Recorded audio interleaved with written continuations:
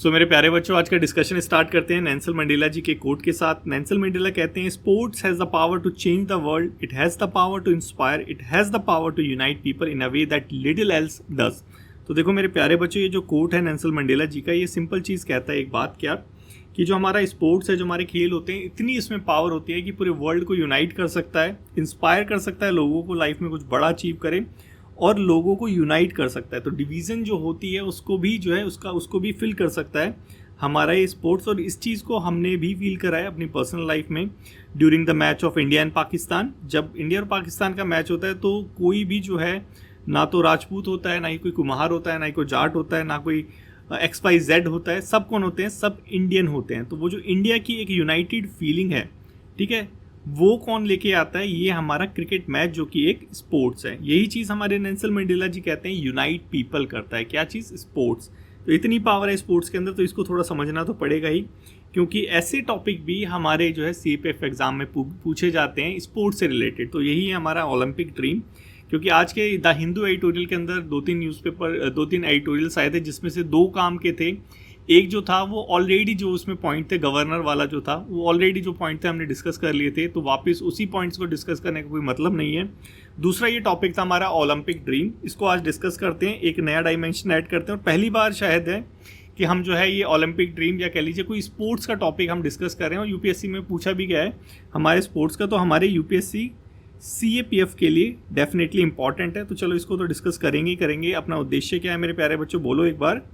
अपने knowledge pool को बढ़ाना। ठीक है, नॉलेज पूल कैसे बढ़ेगा? जब हम डेली कंसिस्टेंट रहेंगे अपने डेली डिस्पैच के साथ और नई नई डायमेंशंस को ऐड करेंगे। ठीक है, चलो डायमेंशन को ऐड करते हैं, स्टार्ट करते हैं। आप सभी को पता है अभी जो है 2024 के अंदर ओलंपिक और पैरा ओलंपिक हुए थे। कहाँ पे हुए थे? पेरिस के अंदर। तो ये एक बहुत ही बिग सक्सेस है पेरिस के लिए, क्योंकि उसने अभी जो है पूरे वर्ल्ड में जो है ओलंपिक एक ही जगह होते हैं, आप सभी को पता है 2024 में हुए थे। तो ये सक्सेस है अपने आप में बहुत बड़ी, जो पेरिस में हुई थी। यही यहाँ पे बता रखा है। लोग जो थे बहुत ज़्यादा जो है उन्होंने इन्जॉय करा, यूनाइट हुए, एक फीलिंग लेके आए कि भाई हम जो है एक पार्ट हैं इस वर्ल्ड का।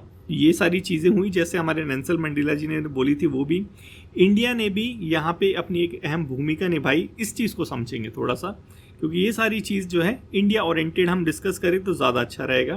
ठीक है, इंडिया ने एक अच्छी भूमिका निभाई पैरा ओलंपिक्स में। पैरा ओलंपिक्स में हमारी जो टीम थी, अवनी लाकरा, आपको पता होगा, एक मेडल लेके आई थी। ऐसे ही बहुत सारे हमारे प्लेयर्स थे जो कि हमारे मेडल लेके आए थे इंडिया के लिए। इंडिया की टोटल अगर जो मेडल की जो टैली होती है, तालिका होती है, उसमें देखें तो इंडिया की 18th रैंक आई थी। काफ़ी अच्छी रैंक है थ्रू आउट द वर्ल्ड अगर ये देखा जाए तो। और यहाँ पे फर्स्ट टाइम ऐसा हुआ था कि इंडिया ने जो है अपनी K9 की जो स्क्वाड टीम है, आपको पता है K9, मैंने ये पहले भी डेली डिस्पैच के अंदर डिस्कस करा। K9 क्या है? एक डॉग स्क्वाड टीम है।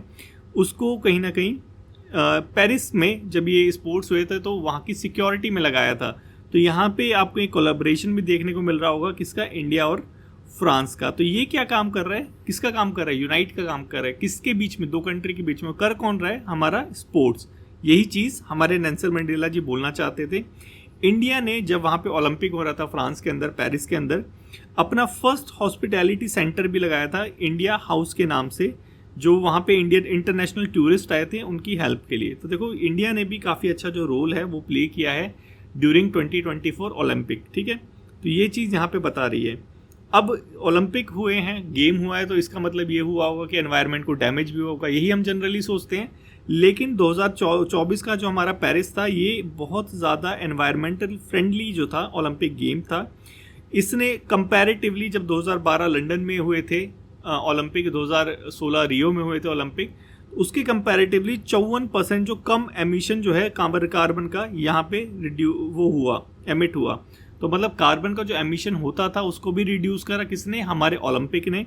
तो ये कहीं ना कहीं एनवायरमेंट फ्रेंडली भी है हमारा कौन सा गेम, जिसकी हम बात करते हैं।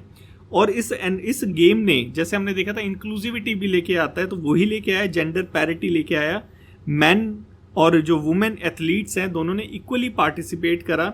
और जो हमारे फिजिकली डिफरेंटली एबल्ड होते हैं पर्सन, जैसे अवनी लाकरा जी, उनके लिए भी स्पेशल जो है अरेंजमेंट किया गया था, ताकि जो पर्सन विद डिसेबिलिटी हैं वो भी पार्टिसिपेट कर पाए। तो यहाँ पे कहीं ना कहीं एक तरह का हमें कोलैबोरेशन देखने को मिला था वहाँ पे ऑर्गेनाइजेशन हो गई, वहाँ की गवर्नमेंट हो गई, इंडियन गवर्नमेंट हो गई, कंपनीज हो गई, इन सब के बीच में।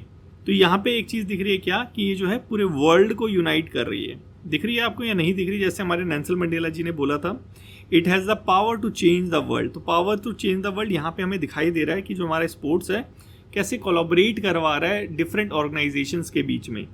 अब आपको पता है कि इंडिया जो है वो पीछे तो रहता नहीं है।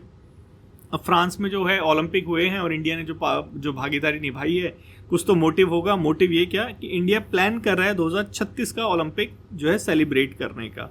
और हमारे मोदी जी ने भी यही बोला है कि जो स्पोर्ट्स है एक की जो रोल प्ले करता है इंडिया की ग्रोथ के लिए, इसके लिए 2036 में ओलंपिक जो होंगे इंडिया के अंदर, ऐसा प्लान कर रहा है। उसके लिए 10 जो है ओलंपिक ट्रेनिंग सेंटर्स जो है वो भी सेटअप किए हैं इंडिया ने। और इंडिया और फ्रांस दोनों मिलके जो है स्पोर्ट्स को प्रमोट कर रहा है। फ्रांस क्यों प्रमोट कर रहा है इसको भी हम जानेंगे। ये सारी चीज़ें जो है नेल्सन मंडेला जी की कोट से भी कहीं ना कहीं अलाइन होती है कि कोलैबोरेशन हो गया, यूनाइट हो गया, ये सारी चीज़ें जो है आपस में सहमता, वो हमारा जो है स्पोर्ट्स जो है वो इस्टेब्लिश करता है, वो दिख भी रहा है हमें। और यहाँ पे हमारी दोनों कंट्री इंडिया और फ्रांस के बीच में है exchange of idea, expert exchange, sport delegation exchange. इससे रिलेटेड एग्रीमेंट भी 2023 के अंदर साइन हो गया था। तो यहाँ पे जो फ्रांस है वो कहीं ना कहीं अपना जो ओलंपिक एक्सपीरियंस है जो 2024 में फ्रांस ने करा था, इसको इंडिया के साथ शेयर करने की प्लानिंग कर रहा है जो 2036 में इंडिया में होगी। और इसके लिए उसने अपना जो स्पोर्ट्स एम्बेसडर था वो भी इंडिया में भेजा 2025 के अंदर। तो कहीं ना कहीं यहाँ पे दोनों कंट्री के बीच में जो रिलेशंस हैं काफ़ी ज़्यादा स्ट्रॉन्ग बन रहे हैं। किसकी वजह से? हमारे स्पोर्ट्स की वजह से। वही जो हमारे नेल्सन मंडेला जी ने बोला था, वर्ल्ड के अंदर भी एक यूनिटी लेके आएगा, पीस लेके आएगा, ये सारी चीज़ें दिख रही हैं। अब फ्रांस जो है, फ्रांस के अंदर जो स्पोर्ट्स है अपने आप में ही एक बहुत बड़ी जो है इंडस्ट्री है। ये यहाँ पे दिखाई भी दे रहा है। 75 बिलियन जो है 2023 के अंदर उसने अर्न करे थे। आपको समझ आ रहा होगा सारी चीज़ क्या चल रही है हमारे यहाँ पे। कहीं ना कहीं स्पोर्ट्स का पोटेंशियल हम यहाँ पे देख रहे हैं, इकोनॉमिक वे में, एनवायरमेंटल वे में, सोसाइटल वे में। आप देखेंगे तो यही तो देख रहे हैं हम। यहाँ पे हमने देखा सोसाइटल वे में, ठीक है, हमने यहाँ पे देखा इंडिया ने क्या करा। उसके बाद हमने यहाँ पे थोड़ा एनवायरमेंटल वे में देखा, यहाँ पे थोड़ा सोसाइटल वे में देखा, यहाँ पे थोड़ा इंटरनेशनल वे में देखा। तो सारी चीज़ें हम सेग्रीगेट करके देख रहे हैं। अब फ्रांस के अंदर इकोनॉमिक वे में देखेंगे हम इसे कि इकोनॉमिक वे में स्पोर्ट्स का क्या जो है रोल प्ले करता है। तो फ्रांस जो है उसने 2023 के अंदर 75 बिलियन जो यूरो पाउंड है वो कहीं ना कहीं कमाया। देखा जाए तो 6.7 लाख करोड़ का जो ये टर्नओवर है हमारा फ्रांस करता है। बहुत बड़ी इंडस्ट्री है। इवन जो एरोस्पेस इंडस्ट्री है उससे भी बड़ी इंडस्ट्री है स्पोर्ट्स की फ्रांस के अंदर। टोटल देखा जाए तो 1,28,000 कंपनियां हैं फ्रांस के अंदर जो इन सब चीज़ों को मेंटेन करती है, जिसमें से स्टेडियम बनाना हो गया, स्पोर्ट्स के इक्विपमेंट बनाना हो गया, टिकटिंग करना हो गया, डेटा सिस्टम को मैनेज करना हो गया, जो लोग देखने आते हैं उनको एक्सपीरियंस अच्छा प्रोवाइड कराना हो गया। तो ये सारी चीज़ें करती है। और इन एक कंपनियों में, एक कंपनी का नाम तो हम लोग भी बहुत अच्छे से जानते हैं, डिकैथलॉन। आपको पता है इंडिया में बहुत जो फेमस ब्रांड है ये डिकैथलॉन स्पोर्ट्स की। कुछ भी आपको स्पोर्ट्स का खरीदना हो डिकैथलॉन से खरीदो। तो ये क्या चीज़ है, कहीं ना कहीं एक इकोनॉमिक अपॉर्चुनिटी जो है हमारा जो स्पोर्ट्स प्रोवाइड कराता है वो यहाँ पे बता रखा है। रिसेंटली टाटा कंसल्टेंसी जो हमारी TCS है उसने भी फ्रांस की कंपनी के साथ पार्टनरशिप करी है पेरिस मैराथन के लिए। तो ये कहीं ना कहीं वही है हमारा कोलैबोरेशन, हमारा इकोनॉमिक वे, ये सारे एंगल हमें दिखाई दे रहे हैं। उसके बाद हमारी जो इंडिया और फ्रांस है बहुत ज़्यादा जो है people to people sports exchange भी कर रही है। और इसी की वजह से इन हम दोनों कंट्रियों के बीच में जो रिलेशंस हैं वो काफ़ी ज़्यादा अच्छे हो गए हैं। अभी रिसेंटली देखें तो इंडिया ने फ्रांस के साथ जो है एक एग्रीमेंट साइन किया है सर्फिंग फेडरेशन का।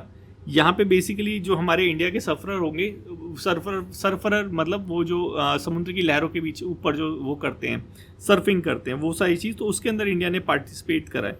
तो यहाँ पे देखा जाए तो ग्लोबल लेवल पे स्पोर्ट्स की क्या भूमिका है, क्या रोल है, ये दिखाई देता है। हमने डिफरेंट डायमेंशन डिस्कस करी। हमने पहले इंडिया का रोल देखा, इंडिया ने क्या रोल प्ले किया फ्रांस के अंदर। फिर हमने देखा इसका एनवायरमेंटल एंगल, कैसे कार्बन एमिशन जो था वो रिड्यूस हुआ। प्लस उसके साथ हमने देखा कि कैसे जो है ये सोशल चेंज लेके आता है, वुमेन और मैन को इक्वली पार्टिसिपेट कराने वाला। इंटरनेशनल कोलैबोरेशन देखा इंडिया और फ्रांस का, इंडिया और फ्रांस कैसे जो है कोलैबोरेट कर रहा है। फ्रांस के अंदर जो स्पोर्ट्स इंडस्ट्री है उसकी क्या वैल्यू है वो देखी। फिर हमने देखा कि हमारी कंपनी कैसे फ्रांस के साथ कोलैबोरेट कर रही है और ये सारी चीज़ें जो हैं ओवरऑल इकोनॉमिकली कैसे बेनिफिट कर रही है। तो ये सारा जो रोल है हमने स्पोर्ट्स का देखा। तो आई होप आपको अच्छे से समझ आ गया होगा स्पोर्ट्स को अगर डिस्कस करना है तो सिर्फ एक ही डायमेंशन में डिस्कस नहीं करना, यही मेरा मतलब था आज के एडिटोरियल डिस्कशन से। अगर स्पोर्ट्स को भी डिस्कस करना है तो हमें सिर्फ एक डायमेंशन से डिस्कस नहीं करना, मल्टी डायमेंशन से डिस्कस करना है, जैसे इस एडिटोरियल के अंदर कर रखा है। तो कोई सा भी स्पोर्ट्स है, यही सारे एंगल जो हैं वो आप भी यूज़ करना। एनवायरमेंटल एंगल एक देख लेना, एक इकोनॉमिक एंगल देखने ला, एक सोशल एंगल देखने ला, एक इंटरनेशनल एंगल देख लेना। 3-4 एंगल होंगे तो आपका जो एस्से है वो ऑटोमेटिकली जो है अच्छा बन जाएगा और हो भी जाएगा। तो यही था आज के डेली डिस्कशन के अंदर। ये है पेपर 2 के लिए मेरे प्यारे बच्चों, इसको अटैम्प्ट करने की कोशिश करो, देखो तुमसे हो रहा है या नहीं हो रहा। आज काफ़ी ज़्यादा लेट हो गई, 11 बजने वाले हैं, थोड़ा सा जो है काम करने में ज़्यादा टाइम लग जाता है, मैं माफ़ी चाहूँगा उसके लिए, लेकिन हम कंसिस्टेंट रहेंगे। RTI एक्ट, देखो अभी जो हमारे जयराम रमेश जी है, जो आपको दिख भी रहा है, तो ये जो है थोड़ा सा वो अपोज कर रहे हैं RTI के अंदर जो अमेंडमेंट हुआ है उसको रिपील करने के लिए बोल रहे हैं। और इस पर क्यों बोल रहे हैं? Specially related to the section 44(3) जो हमारा digital personal data protection act है, उसके अंदर बेसिकली पर्सनल इंफॉर्मेशन शेयर करने पे बैनिंग है। क्या चीज़ है इसको देखेंगे, इसके ऊपर प्रोटेस्ट चल रहा है। तो 2005 का ये जो अमेंडमेंट एक्ट है इंपॉर्टेंट है हमारे लिए, इसको थोड़ा सा हम जानेंगे, ठीक है, क्योंकि यूपीएससी इसी ऐसी चीज़ों से तो क्वेश्चन पूछता है, तो उन्हीं चीज़ों को छोड़ देंगे तो कैसा चलेगा। ठीक है, हमारा जो एक्ट है RTI का 2005, आपको पता है जून 2005 में आया था और फोर्स में आया था अक्टूबर 2005 में। जून 2005 की डेट थोड़ी सी याद रखना। इसने बेसिकली क्या चीज़ कर दी थी, जो पब्लिक अथॉरिटीज़ हैं, जो गवर्नमेंट है, बेसिकली पब्लिक अथॉरिटी मतलब जो गवर्नमेंट है या फिर पब्लिक अथॉरिटी लिए तो ज़्यादा अच्छा है, इनसे जो है अपनी इन्फॉर्मेशन को एक्सेस कर पाएँ, वही है हमारे क्या राइट टू इन्फॉर्मेशन। कौन सी जो एजेंसी है वो कोऑर्डिनेट करती है? हमारी ministry of personnel public grievance and pension जो है, ये इसकी नोडल मिनिस्ट्री बोलेंगे, किसकी? हमारी RTI एक्ट की।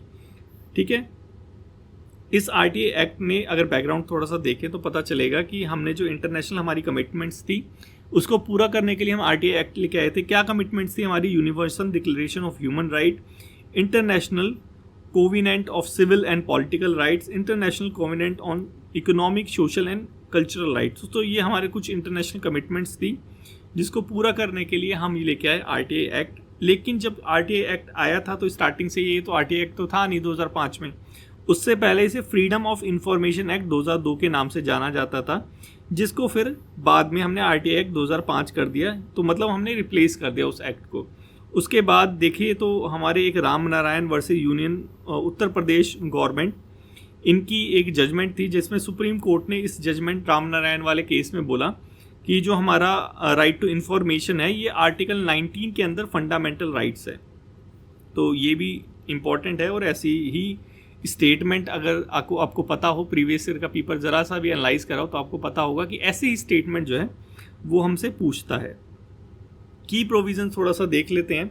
देखो इंस्टीट्यूशनल फ्रेमवर्क थोड़ा सा देखेंगे। सेंट्रल और स्टेट इंफॉर्मेशन कमीशन जो हमारे RTI एक्ट है इसको अप्लाई करने के लिए सेंटर में CIC है, सेंट्रल इंफॉर्मेशन कमीशन है, स्टेट के अंदर SIC है, स्टेट इंफॉर्मेशन कमीशन है। तो ये दोनों लोग हैं जो मिलके अपना काम करते हैं। उसके बाद अब ये जो है इनकी वर्कफोर्स तो है नहीं कि डिपार्टमेंट में जा के करेंगी, तो डिपार्टमेंट के ही अंदर जो है, डिपार्टमेंट के ही जो लोग हैं इनको ही CPIO और SPIO बना दिया जाता है। तो देखिए ये ही कन्फ्लिक्टिंग नेचर में आता है वैसे तो, अगर देखा जाए कि डिपार्टमेंट के अंदर जो लोग हैं वही डिपार्टमेंटल इंक्वायरी करेंगे अपने डिपार्टमेंट के लोग के अगेंस्ट में। तो ये राइट टू इन्फॉर्मेशन को तो दबाएंगे ही दबाएंगे, क्योंकि अगर अपने बॉस के अगेंस्ट में कौन जाएगा, वो वाली बात है। तो इसको भी मैंने शायद कभी एडिटोरियल में डिस्कस करा था। यहाँ पे अपना पेपर 1 के पर्सपेक्टिव से देखते हैं।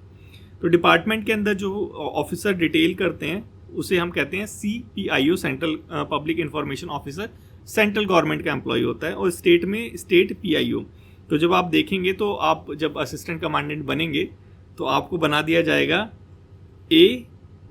ACPIO, मतलब क्या? Assistant of CPIO। अगर आप DIG ऑफिस में है तो, अगर आप सीनियर कमांडेंट ऑफिस में है तो सीनियर कमांडेंट को ACPIO बनाया जाता है। ठीक है, तो ये सारी चीज़ जो है वो चलती है, आपको भी कभी ना कभी ये बनना पड़ेगा।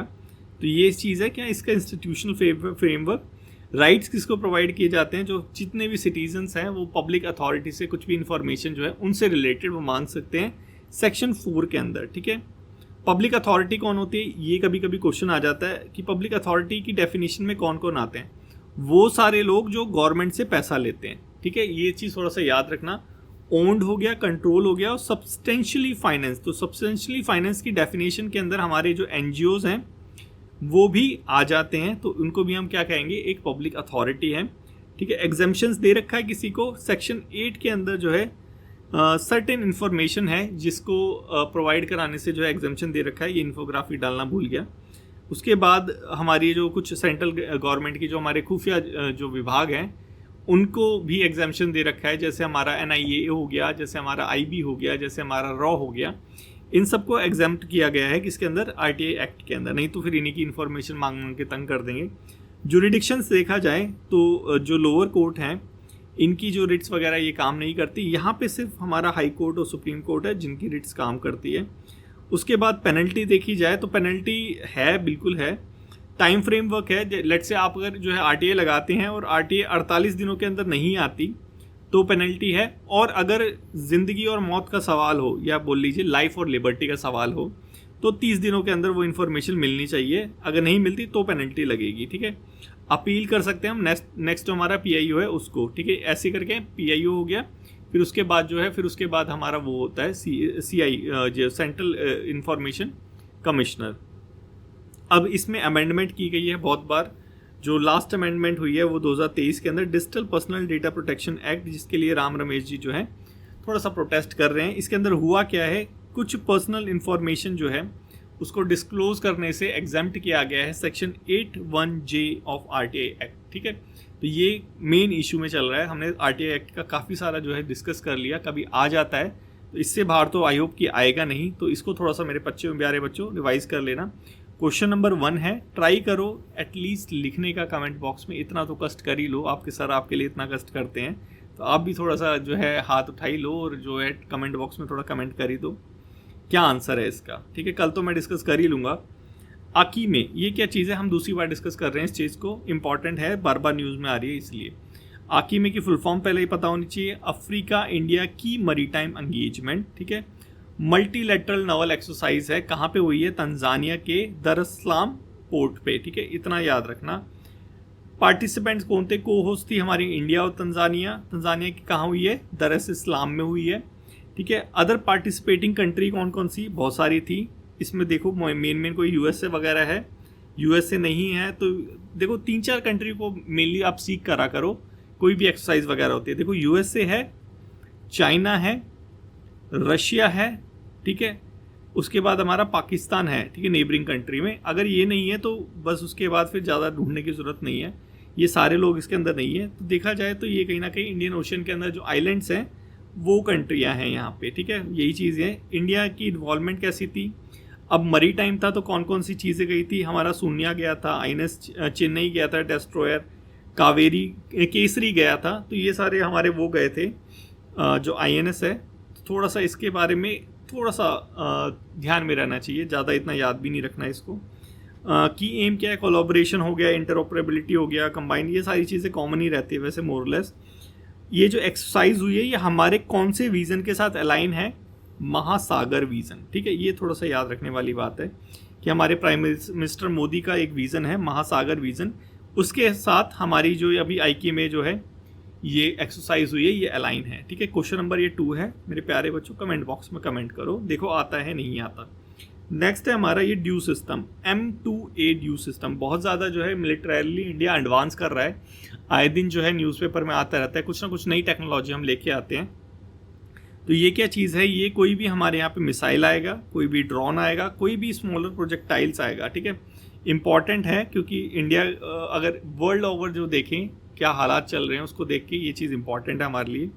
तो ये क्या करेगा, उसको जस्ट वो डिस्ट्रॉय कर देगा, उसका जो सिस्टम है इंटरनली लेज़र की हेल्प से, लेज़र है ना यहाँ पे, लेज़र की हेल्प से उसको इंटरनली डिस्ट्रॉय कर देगा। ट्रायल हुआ है कहाँ पे, नेशनल ओपन एयर रेंज कहाँ पे, आंध्र प्रदेश के अंदर, तो थोड़ा सा इंपॉर्टेंट तो है ही ये, तो इसको हमने देख लिया। रेस्ट अब चलते हैं अपने कल के क्वेश्चंस की तरफ। 12 अप्रैल को जो हमारे क्वेश्चन थे MCQ वाले उसको थोड़ा सा देख लेते हैं। हमने लास्ट टाइम डिस्कस करा था IIP एक वो जो निकला था इंडेक्स उसके बारे में, और लास्ट में हमने 8 कोर इंडस्ट्री देखा था, ठीक है। इस 8 कोर इंडस्ट्री में पूछ रखा हाईएस्ट वेटेज किसका है, तो जब हमने देखा था तो इलेक्ट्रिसिटी था उस टाइम पे, हाईएस्ट वेटेज किसका, इलेक्ट्रिसिटी। 11 बजने वाले हैं, सॉरी थोड़ा सा वासी तो आना लाजमी है लेकिन करेंगे इसे। हाईएस्ट वेटेज इलेक्ट्रिसिटी का था शायद, जो मेरे को हल्का हल्का याद आ रहा है, एक बार हम देख लेंगे इसको, रीचेक कर लेंगे। लेकिन जहाँ तक मुझे याद आ रहा है, क्योंकि रिवीजन तो मैंने भी नहीं करा, आपने होपफुली कर लिया होगा लेकिन मेरे को नहीं मिल पाया टाइम, तो लेकिन इलेक्ट्रिसिटी मेरे को हल्का हल्का याद आ रहा है, इलेक्ट्रिसिटी था।